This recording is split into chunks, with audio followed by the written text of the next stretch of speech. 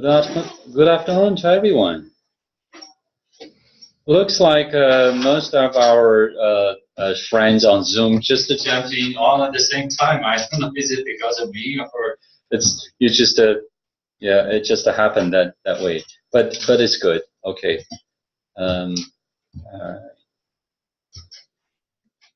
So I sent you the agenda. It appeared that it was in paragraph format, although I meant it to be bullet point. You know, we have 3 or 4 items on the agenda. So first we will exchange our feelings, our thoughts about our reading today, chapter 3 and 4, and then we'll watch a video, a DVD that I wanted us to view last week, but we didn't get a chance to. And we'll also have some free time, more relaxing time to work on the assignments, especially the one that is due today. Yeah, all right. The lesson plan 1. Okay. Welcome again, everybody. So we have George, Cindy, Kira,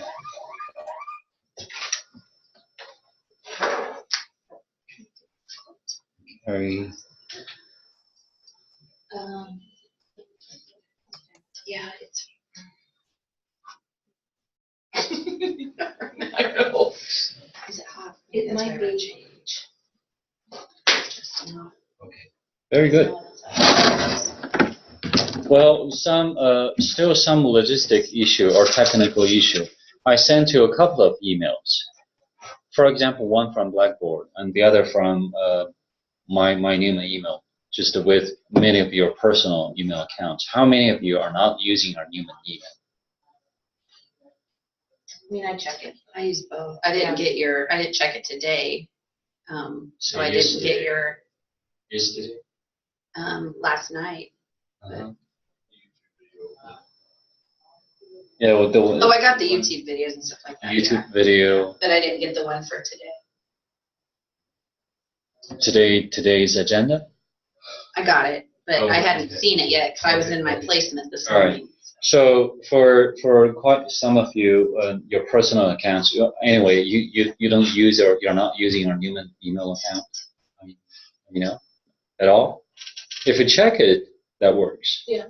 That makes it easier. So how about you, Kelly? I use both. You use both. Good. I believe you have been using it. I've been here for a while. Okay.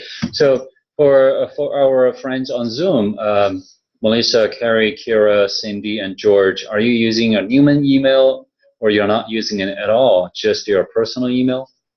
I use both. I was able to download Gmail.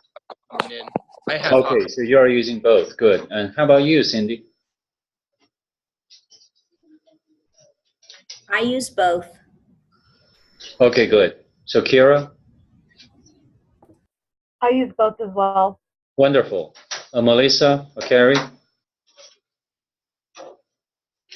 Oh, Melissa seemed to be offline. So Carrie, please. Same here. I'm using both. Okay, all right. So I was asking because I heard that some of you couldn't have my announcements or notices or the links to the recordings because I have been sending them out from our Blackboard site. So obviously it has been working for you, at least the people I'm talking to now. That's wonderful. So, well, please continue the very good practice. I appreciate you have already enacted and activated your Newman account, and that makes things a lot easier. And probably I'll still use your personal accounts just for the sake of safety, that everybody's on the same boat. Okay, the camera is back now. All right. So first thing, we are going to talk about chapter 3 and 4. Chapter 3 is about what children are learning. So what we can do or what we should do as teachers to make sure they are learning effectively. And chapter 4 is about how do we care for them in this learning or educational environment under different kind of situations, or especially when problems arise. And I think the author in both chapters, of course, throughout the book, offers a lot of very constructive and experienced feedback to us. Yeah, many lists. Yeah.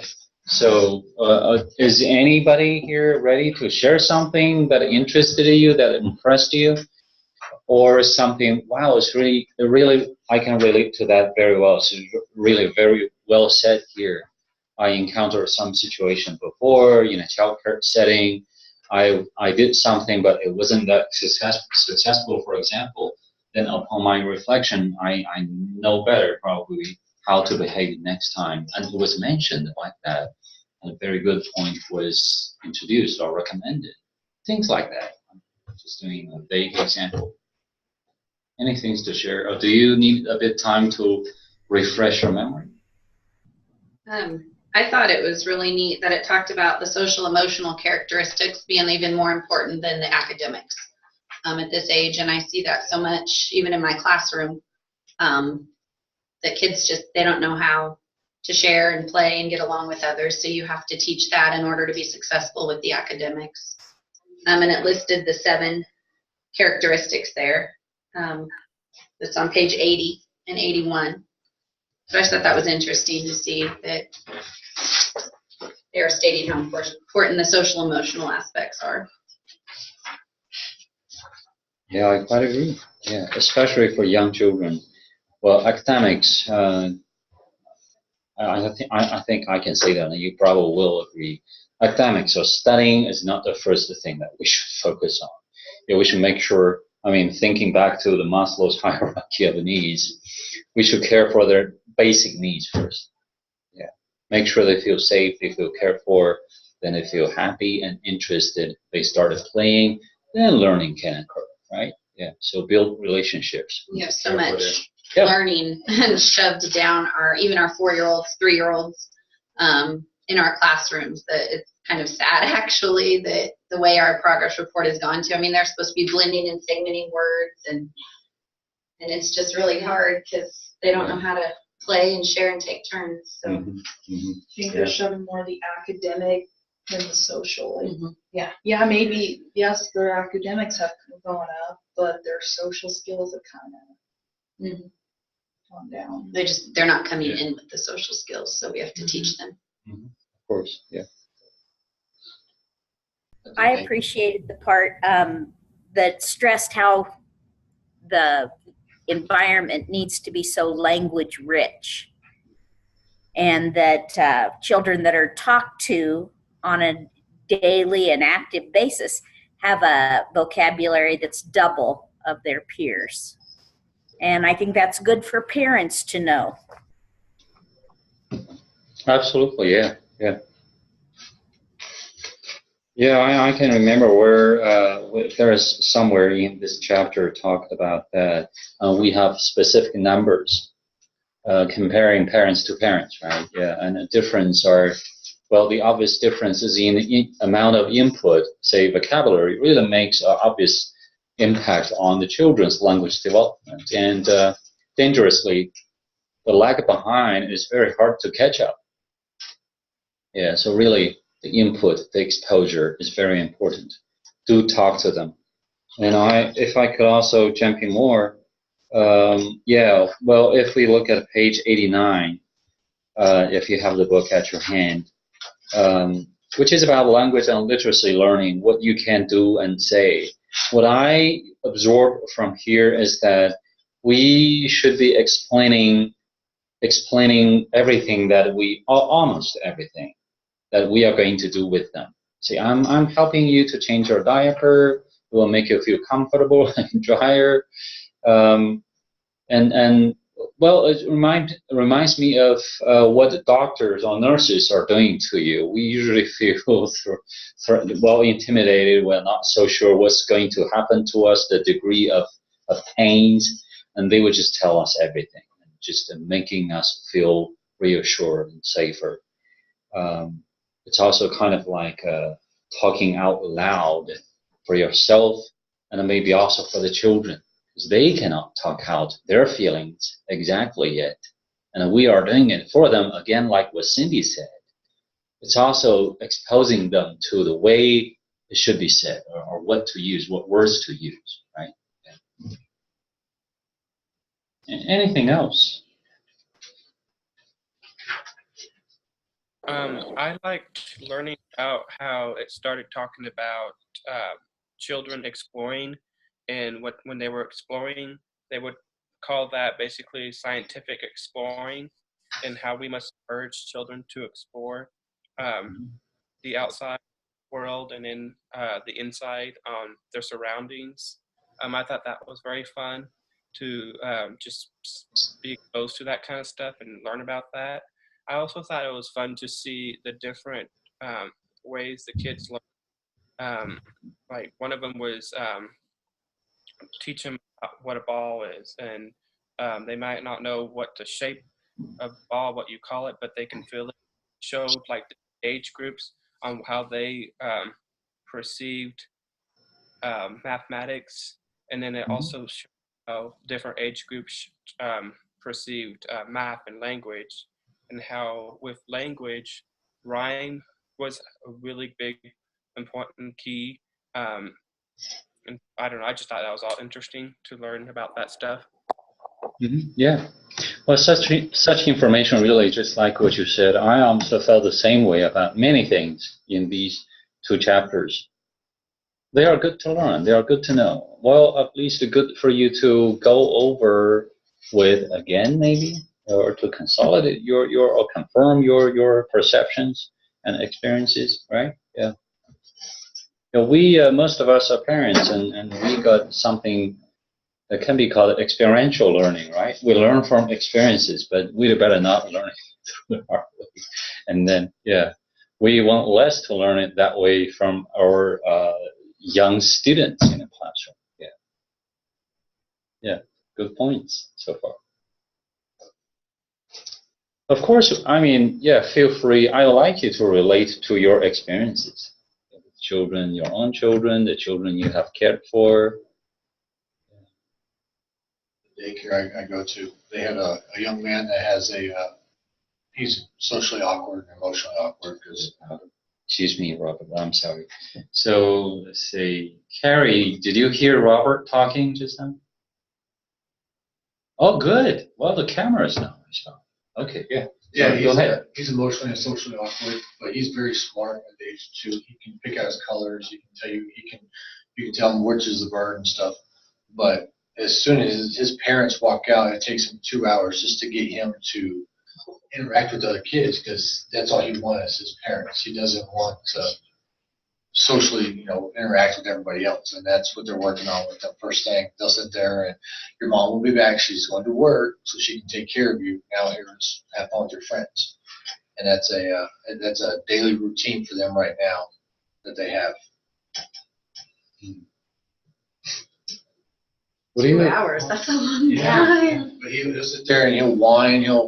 I want my mom. I want my mom. Does he have a photo album with pictures of his family in it? They've tried everything. They've Oh, had the okay. photo album. They've done they've had where his mom FaceTimed him on teacher's phone to say, "Hey, I'm at work. I'll see you in a couple hours." That stuff. But it That just should help. it helps. But as soon as they hang up, it's right back to where it started. He's just, I guess he's an only child and his mom's a single mom. So that's his lifeline, and that's what he's used to being around every day.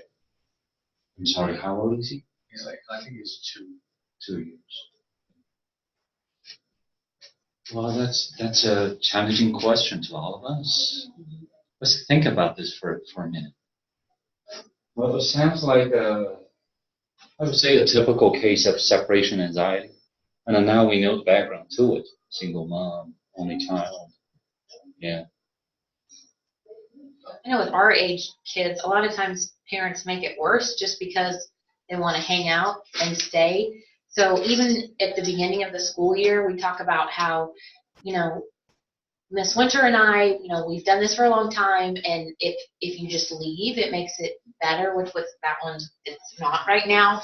And our kids are older, but it is a lot of times, they'll scream long enough to, be heard. And then it usually, once they figure out that, mom's coming back, that they're okay. But then you've got those parents that want to linger. Yeah.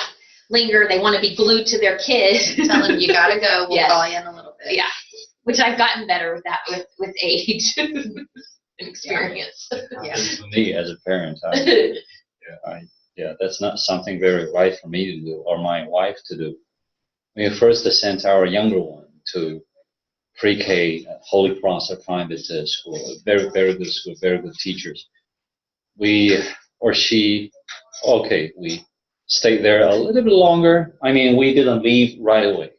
As soon as you have the kids in the room, things are set up and they are good to go around, and we should leave right away, right? We didn't for the first couple of times, and the teacher just, like what you said, give us signals or verbal reminder. You're good, yeah, we are taking over. Yeah, so I almost regretted it. I should have left immediately, and that proved to be right. The kids would know, okay, I'm in this setting now. I shouldn't be counting on my parents anymore, and they will be back for sure. A certain amount of time. Yeah, when they are sure about that, and they just focus with the teachers, the other kids. That's absolutely reasonable. Like what you said, I don't know. Do we comment on the FaceTime strategy? Like according to what you said, may not be the best. Well, they do it like at lunch. They don't do it like right after she leaves. But if it keeps going, they'll at lunch right before you eat or takes a nap. Hey, you want to talk to your mom? Calm down. That's how they do it. They don't do it right as soon as you go the first hour. Yeah. They try to do everything as possible. Like let's watch us dance. They'll turn music on where they can dance to the morning song. But he does it for quite a while, and after he wakes up, he does the same thing. How long of a time frame has he been doing this? Since I've been there, he's I guess it's been about an hour and a half, 2 hours. Has it been like a month or a week? It's been ever since he's been brought up. He's been there for almost 4 months. Oh, Still like that? Yeah. Oh, that's hard to believe. They said it's gotten better because we had a kid that cried for 2 weeks straight every day for about 30 minutes, and we just had to get him sidetracked, find out what he liked. Right. And didn't do that. He liked to go help get snacks, so Miss Gracie took him to get snacks. But I think it's gotten better. They said it's gotten worse because when he first used to come in, he used to go sit at the window, and that's all he would do.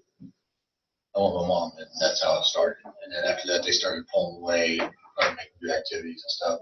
They'll stop, and then it'll start back up. So. Did the teacher hug him or hold him and walk around? They're real hands-on with the kids. They try to comfort them as much as possible without being too coddling them too much. So, but the funny thing is when you get him outside, until he sees a car pull up, he's fine.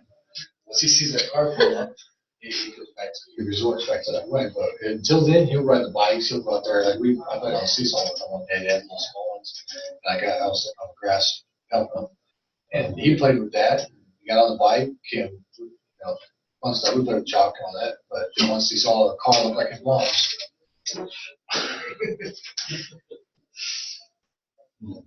Sure. Yeah. There's some ways that something that attract him. And then like my son's the complete opposite. In pre-K, when we dropped him off in England because they get free school, he was gone. He didn't even say goodbye or nothing. He was, as soon as he walked in the door, he saw kids and toys and gone. Yeah. Of course, kids are different. All right. Very interesting. Yeah. Well, good episode or scenario questions. Yeah. Any other input or things to share? Yeah. Feel free. Let's do a free talk. I would like to share something. Kara. I don't know her name, but she's the teacher in the blue shirt. She had said something about determining, finding out what the kid had liked until they would let the teacher go. Yeah. More. Camera turn to you or Clyde. Yes. Do you see me? Yes, her. What is your name? Ellie. Schaefer's. Ellie. Ellie, yes. But what Ellie had said was, they would see what the kid had liked and stuff, and so that was what I was going to talk about was, you know, responding to challenging behaviors. You know, and it says it right here, like you have to determine, like, what did it say? Oh, determine the cause of behavior and then kind of just find a solution for it. And, you know, that's what they did. Yesterday, I had a home visit, and this kid, he can barely talk, and how he communicates is by physical aggression. Like, when he is frustrated, he will hit his parents to let them know, I am frustrated. And it was neat to read this and then to see it in real life about, you know, this book being able to help and give advice to someone. And then he started throwing the blocks at his dad. And so the lead teacher had said, you know, we have to put those away so that way he knows that this is not okay. And then you explain to the child why you're taking this away. And so they put the blocks away, and he was mad. And so he started banging his head on the door. Like, that's just how he communicates, is by showing his frustration. And just to read the physical aggression part and knowing that it's not acceptable, there's ways that you could go about it. Because what she had said when we left was, you know, we try to discipline kids how we did back then, but we didn't have technology like the way it is today, and it's so different. Kids need that social, need you to talk to them and let them know what they did wrong. And, you know, we always say, my parents beat me, I'm fine today, you know, but we're not in that generation anymore. We're in a completely new generation. And so just to hear her say that, it just made me open up my eyes. And then just to read this is just like, you know, like we can't do what we used to do back then. Not, well, there's some stuff that we should, but not, you know, just like the discipline, it should be different. So just to read that was really neat. And yeah. Well, I'm glad that you are making a good connection between the readings and, well, I would say the readings actually, it's also experiences. It's built upon experiences. It's a collective wisdom. Yeah. Mm-hmm. Yeah. And your actual experiences, it open your eyes and it helps you relate the situation, relate to the situation, the responses from the parents and also other children and parents as well. That's great. I agree with you that the parenting or child educating, say about the disciplines are very different from years ago or generations ago. Of course, they are different. Yeah. I leave that up to individual household. It's your own culture. Yeah, the way I was disciplined by my father, of course, I wouldn't use that with my kids. Not just because of the gender difference. I have two girls. I'm a son. My father. I'll stop talking about that, though.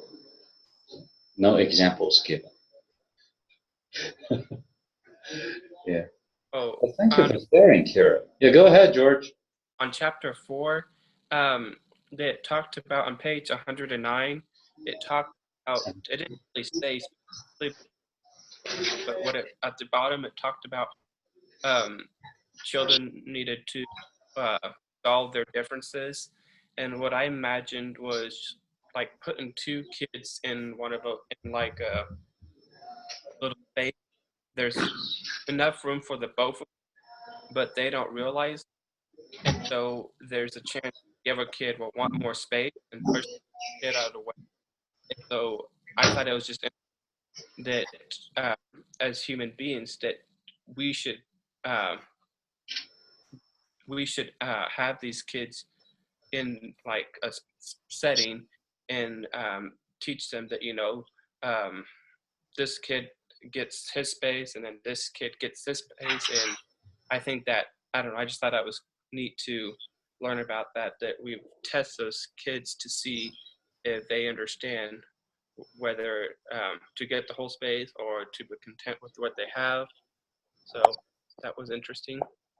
Mm-hmm. Yeah, yeah. So this is about You're talking about helping children get along with others, right? To learn better about personal space. Yeah. Yeah, yeah, that's basically what it is. Yeah. Kind of building on what George said, I'm working in a 2-year-old classroom right now, and I think it's important for us as educators to realize that just because they're all 2 years old, they haven't come with the same experiences and background, and that, you know, we have to meet them socially on their own level. I mean, there may be some children that since birth have been exposed to, you know, cousins and siblings and you know, churches where they've gone to and with a lot of people, and then there's other children that may have limited experiences with socialization, and so their behaviors are different. I always think of it as I worked a lot with elementary kiddos, and you know, we have some kids that are you know, they have sat at a table to eat their supper, they have manners, they've been taught all that. And then we also have those children that come and they don't have those same social skills or experiences. And we always just say, you know, we have to, you know, some kids may come in at this level, some kids may come in at that level, and it's our job to, you know, obviously we want to get them all around the same level, but just, you know, we may let some things go with this kid that we wouldn't let go with this kid. You know what I mean? Kind of like a pick your battle type thing. And I think that's important to remember with preschool age also, that they may be in a 2-year classroom, but they're maybe not all socially at a 2-year-old level at that point. Exactly. Yeah. Family background influences, cultural influences. Of course, not all kids could be at exactly the same developmental level in the same room. Yeah, and even we have the environment, which is not rare to happen. Like Kelly mentioned before we started, she was in a room with the whole age span, from let's see, 14 months to 6-year-old, 7 years old in one room. Although it's just probably is not always the case, but it did happen. Yeah, over the summer, yeah. She has 9 kids there, and there were even babies there too, but the activity I did was, I had it with 14 months all the way up to age 7. So I got to see every step of the developmental process along the way with the activity that we did, and that was really neat. So. Yeah, of course we need to differentiate, and we cannot treat all the children in the same way. Yeah, social, emotionally, academically, yeah, psychologically, behavior-wise. And many of you can be actually are better experts than I am, because I have 2 kids who are close in age difference. They're just a 22 months age difference. Are you? Yeah, of course you are. Yeah, better than me. yeah, in that aspect. Yeah, many of you are. So it's the same to care providers, to early childhood educators. Yeah, we try to give enough individual attention to every child in early childhood setting. I would say the bigger they get, well, we may give less attention individually, right? Of course, it's dramatically different when it comes to middle level and high school level. That's very different. We have different focus, yeah, in the room. Yeah. I also learned, quite something. Yeah, I'll let you jump in right there. Say physical aggression. Okay, well, since I'm there already, just let me finish. Just now, when Kira talked about that, I wanted to jump in, then I forgot. I learned that, for example, at the bottom of this page, remember that both the aggressor and victim need your positive attention. What I did, say, just with my 2 kids, sometimes when, say, one person hit the other person, one girl hit the other girl, I had believed that it was right for me to just care for the victim and purposefully ignoring the aggressor briefly. Yeah, so that to make her feel she's not doing something right, she should feel sorry. And according to here, is not all correct. Yeah. You also need to give attention to the aggressor timely to talk to her, to figure out, help her understand what made you do this, what made you do this, what is not. Of course, it's not correct behavior. Yeah. So positive is really the most important word here in many other places or situations. Yeah. So now I think I should also just walk to see Abigail or Claire, hold their hands. I know you're upset by what Claire said to you, but you shouldn't have hit her somehow. And could you tell me, your feelings or something, what you need, things like that, just to help her calm down. The physical contact or cuddling will help her to leave her role as the aggressor, right? Yeah. We see that a lot. We're because there are 2 adults in my classroom, we get a lot of the kids that struggle, the older grades. The teachers will bring them to us kind of for a buddy room. And what we've discovered, my pair is really good. I think she'd make a great counselor, but she's really good at, she always asks the kids that have gotten in trouble, why did you do that? And then you find out they didn't have breakfast, or, a lot of times I think they give attention to the victim and don't take time to find out why, the person that hurt them, why they're struggling. So, and that goes with little kids too. Yeah, like it's mentioned in this in these 2 chapters, the aggressor, the hitter, or the biter later on, they don't feel good about what they did, even immediately after it happened. Yeah. So if they feel cared for, they most likely will not continue with the behavior. If they were not, they were still just ignored and not paid attention to, it's likely for them to continue doing the bad thing, the negative behavior, right? They want to catch attention. I know my son just turned 5, and he has trouble with hitting me and his sisters when he feels something very strongly. So it's either frustration, or he gets very angry about something, or he's very tired or very hungry. It's something that's all related to a very intense feeling that he doesn't know how to say, I'm hungry. And so that's what we're working on right now, is think about, when you're getting frustrated, or, think about how you're feeling. Are you one of the basic needs? And so he's working on it. It's going slowly, but it's getting better. Give them that replacement. Yeah. Yeah. It's hard. My mom's They'll get there. when we were younger, she did the same thing. She would ask us, why did I do it? But she would let us think about it, and her punishment was we would have to hug each other until we thought about it. And that was torture enough, but we had to think about why we did what we did. Like my sister had to think, okay, she antagonized me by doing this, and I hit her because she was doing this. And she would let us sit there and hug it out for about 20, 30 minutes. Just standing there in the middle of the room hugging, and it stopped. We went, for that same issue. So reading this chapter was just going over like the way my parents used to do stuff. So. I'm sorry. Anybody on my screen, sorry to say it that way, wanted to say anything? I have a question. Is it from Kira? Go ahead. Yes. So, when, there's 2 children, and one of them is the one that's acting out, and the other one's being good. One thing that the lead teacher had said was, if you give the one that's doing positive, what am I looking for?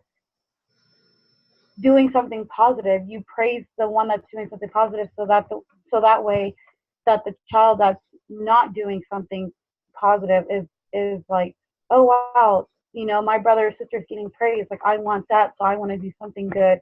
Do you agree with that method? Because hearing what you guys have to say, it's the ones that are acting out are the ones that we should be giving attention to. And so just hearing that, I just wanted to see how you felt about that. Well, one thing, before anyone else jumps in and give feedback to our question, you got Carrie's question. I think, I want to confirm with you that both kids need positive attention or guidance. Yeah, we should approach both kids. Maybe there is a sequence in time. For me, so far, I'm still going to approach the victim first.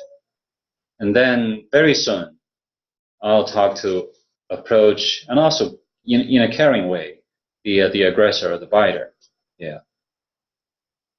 And just like what we talked about, help him or her figure out why and what may make him or her feel better.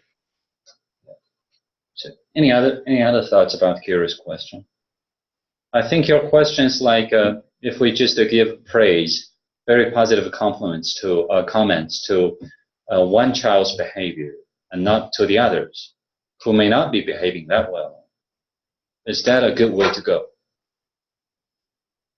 Or is there anything else we should do about the other child in particular, right? That is my question, yes. Okay, thank you. I got it. Any thoughts? I think it's interesting because I thought that Kiara's question relates to me when I'm working at the schools. I'm going to say, for me personally, yes and no, because a lot of times if these kids that are causing behaviors problems find out that, oh, this goody is getting a reward or a pencil every time he's being good, then those kids that have behavior issues will suddenly change to get that pencil or so for that few minutes of class time. And once they get that pencil, they're gonna just start acting up again. I don't know. That's just what I've observed. I think it works only 50% of the time to always award positive behavior, just because I've seen some kids it doesn't really affect them much. Yeah, you talked about material reward, or we may include food reward into that category. Yeah, and they don't work all the time. Okay, any other ideas or comment?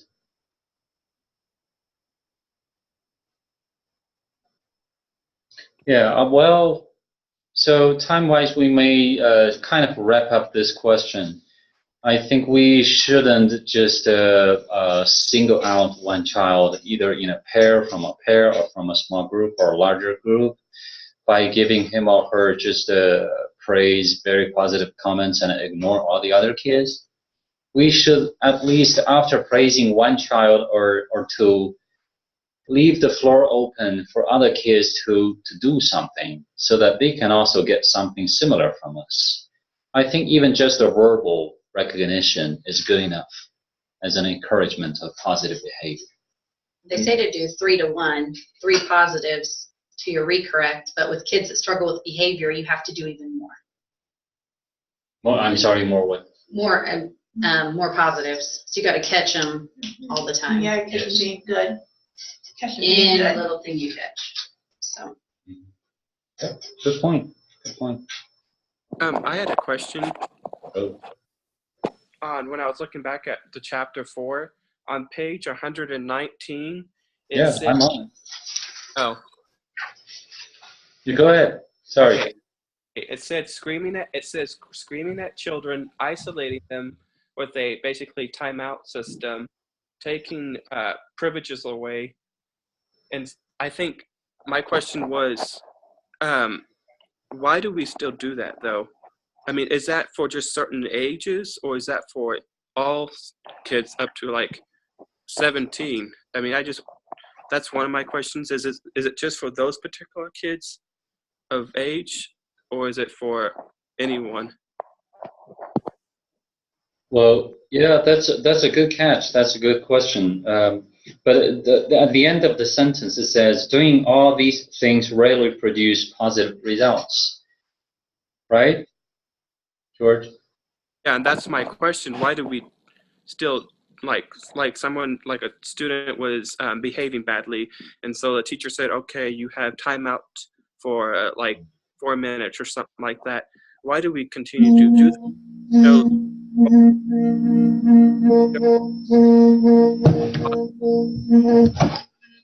it does nothing good for the student. There's not a positive outcome of that stuff. Yeah, I got you. I'm sorry. My phone, it was just I don't know, it's a frenzy of sports news all coming in at the same second. It's not making good sense. I think if somebody reacts like that, like if there's a situation going on and you shout or you automatically put like the aggressor in timeout, I think it's more of an automatic reaction. And so it's saying we have to learn how to not go with our automatic reaction to a situation and look at the bigger picture and say what's going to help this kid the most as you're reacting. Yes. Somebody said about that. Something said. I totally agree with you that we shouldn't jump as decisions in action, right? Yeah. Always think twice, take a breath. We don't want to be like a child. However young or old the children are, we don't want to be just react at the same rate of impulse like our students. If we did, we lose the battle. Yeah, we lose control of the room. Yeah. So are we saying that, timeout isn't really the best tool to use? And if we say that, well, we know that physical punishment, well, at least I hope we do, physical punishment is never accepted.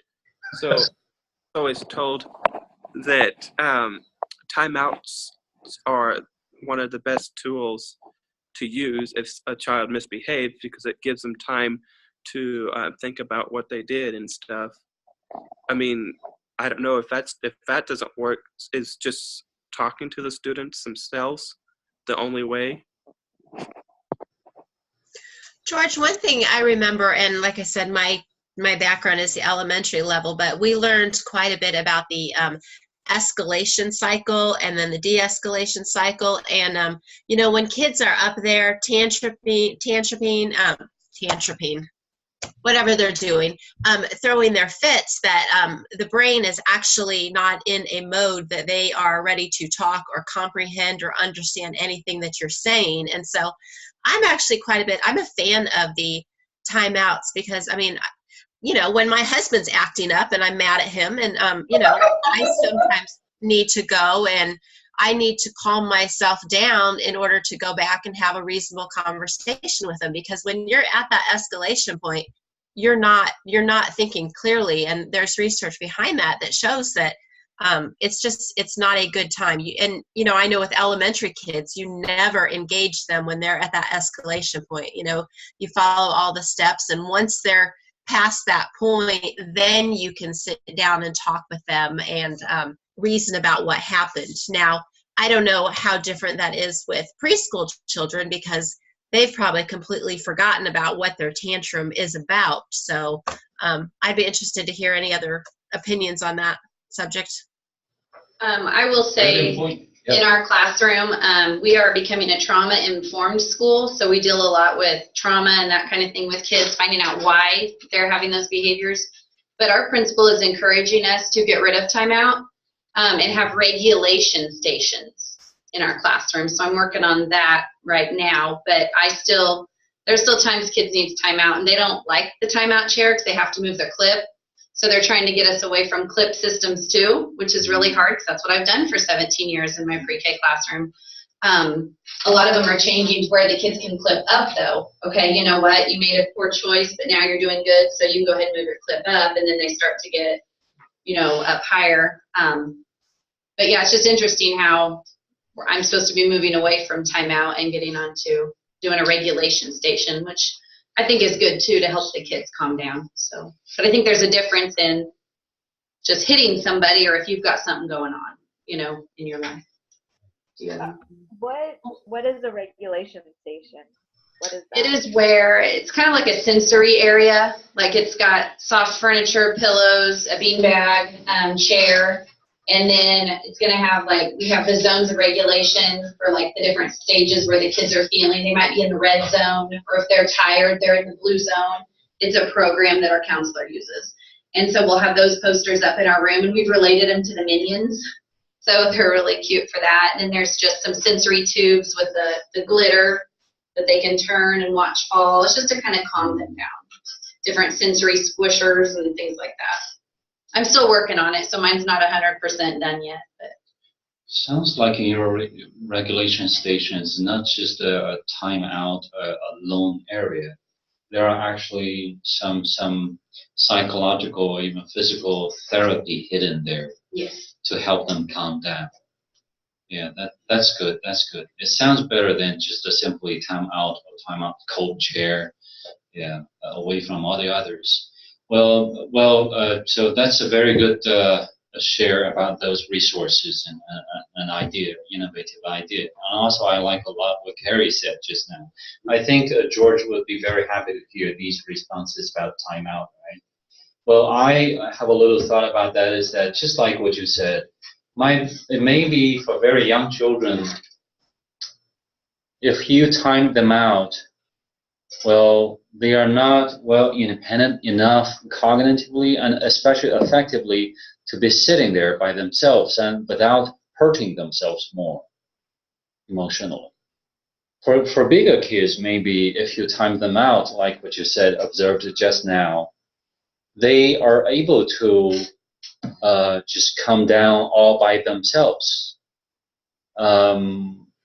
I mean, if for elementary kids, you can do that. I personally think you can still use a timeout for elementary grades or most of them, especially, I mean, middle or higher level elementary students. But for pre-K or even, I mean, infants, well, not to mention infants, toddlers, they might be too young for us to apply. It's still long enough. Right? Yeah, they would. It's too much.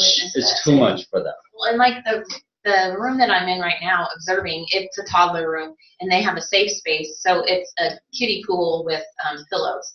But like, there's biters in there, so if somebody bites, and they usually take them over there and sit them down, but it doesn't last long because they get back up and they're gone. So they forgot it, right? Yeah, Carrie said, they just forgot it. What? Yeah, they got distracted by some other toys and some other things. Yeah.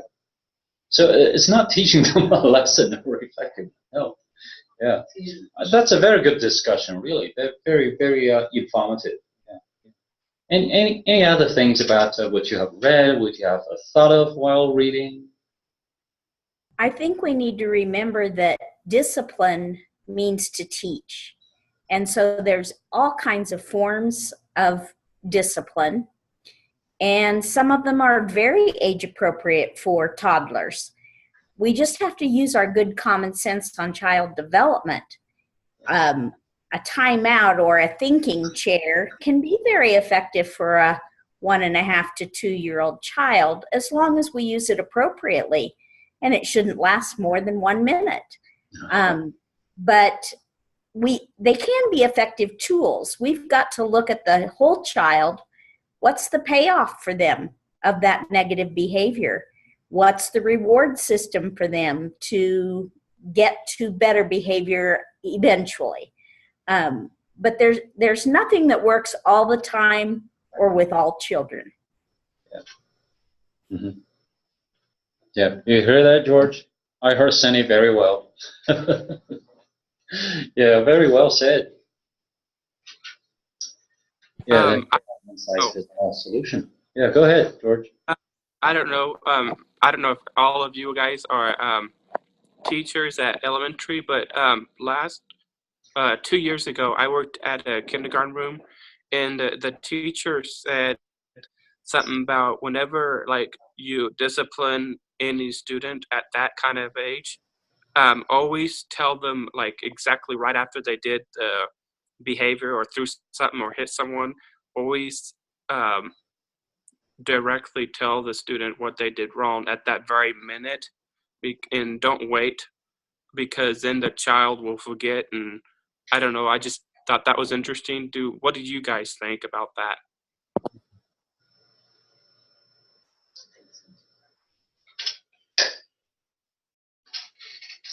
Looks like, yeah, I was being careful now in giving an answer. So looking at other faces and expressions, I think most of us agree, well, think it's the right thing to do. Right? Yeah. Well, again, I want to borrow some words from Cindy just now. Appropriately. Yeah. Well, we probably don't want to tell them that in a very loud way, in a very we jump to action and respond in so in a even dramatic manner, so that the kids that, well, I'm making an impact. And no, don't let them get that response. But we want to just keep calm, talk to them, reason with them. Again, like what I said before, help them realize why they shouldn't be doing that. Yeah. What could be the consequences? And then dig out the reason for them to do it. Yeah. So let them understand it's not right to do it, and then dig out why you do it and care for them. I want to say it's easier to say than to get it done. Well, sometimes, when you have a room full of kids and you have behavior this and that, well, really, you need to try hard to keep yourself, at a very good, composure, emotion-wise, right? It takes a practice. Very good, yeah. So, almost an hour. I want you to take a short break, and then we'll come back and we can relax and watch a DVD video. I wanted you to view. All right. So let's take how about 5 minutes? Okay. Yep. Thank you.